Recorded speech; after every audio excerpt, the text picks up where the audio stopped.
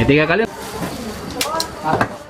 Ratusan pelajar SMA Negeri 2 Muara Enim menjalani vaksinasi COVID-19 tahap pertama secara bertahap yang dipusatkan di lingkungan sekolah oleh petugas dari Dinas Kesehatan Muara Enim yang dibantu oleh relawan.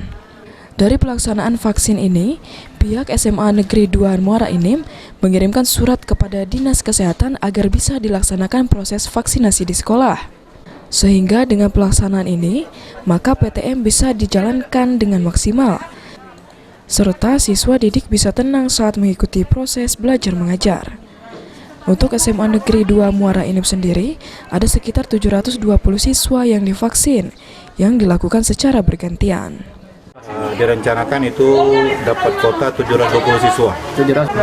Untuk siswa hari ini sudah divaksin semua atau bertahap atau bagaimana?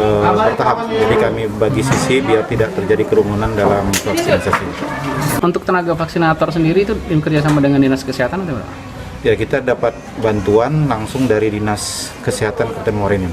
Untuk vaksin kedua, tadi kami dapat konfirmasi langsung dari Pak Huku, itu akan dilaksanakan apabila nanti sudah ada vaksin untuk tahap kedua. Harapan kita Pak dengan vaksinasi ini Pak? Harapan kita dengan adanya seluruh siswa sudah divaksinasi itu PTM atau pembelajaran tatap muka itu bisa dilaksanakan secara maksimal atau sesuai dengan yang kita harapkan.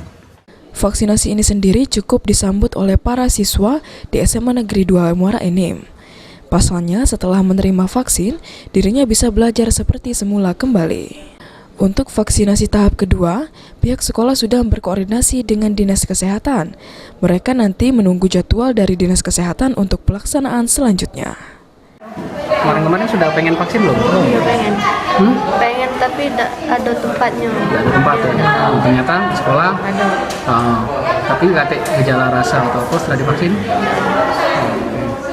Apa harapan kita dengan vaksin ini? Ya. Muka lagi, Bisa sekolah. ke sekolah ya, tetap muka, jadi lebih tenang ya, tidak khawatir lagi ya. Mardiansyah, PAL TV.